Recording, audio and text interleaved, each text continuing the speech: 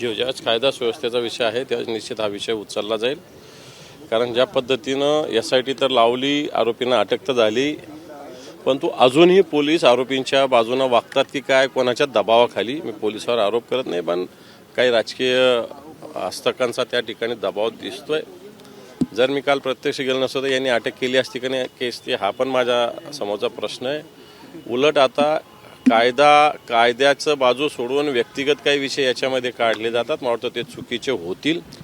अजूनही 307 कलम दाखल झालेले नाही, त्याच्यासाठी निश्चित आम्ही आवाज उठवू.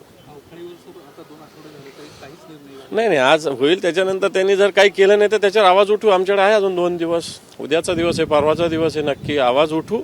आज सरकार त्याच्यावर आपलं स्टेटमेंट देणार आहे. जर ते समाधानकारक नसलं तर पुन्हा त्याविषयी एक मोठा आवाज आमच्याकडून उठवला जाईल. काल जो ब्लास्ट झाला नागपुरामध्ये कसं बघताय? बिलकुल हा कंपनीची बेपर्वाई वृत्ती आहे.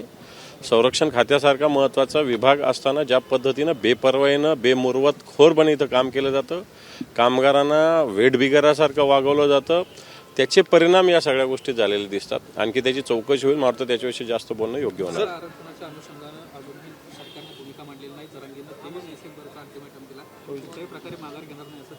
बिलकुल घेतलीच नाही पाहिजे आरक्षण. कारण सरकारने आपलं आश्वासन दिलंय तारीख पे तारीख याच्यात पण सरकार पण करतं की काय?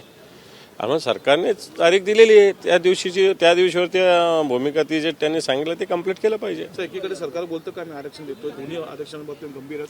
दुसरीकडे मात्र त्यांच्याच मंत्रिमंडळातले जगत भुजबळ आणि सरकारवरती याबाबत आश्चर्य ओढलं. याविषयी सभागृहात बोलणं झालेलं आहे की ज्या पद्धतीनं मंत्री सरकारमधले मंत्रिमंडळाचा निर्णय मानत नाही तर अशा मंत्र्याला ठेवलं नाही पाहिजे. मुख्यमंत्री हतबल झालेले त्यांच्यासमोर. ABP माझा, उघडा डोळे बघा नीट.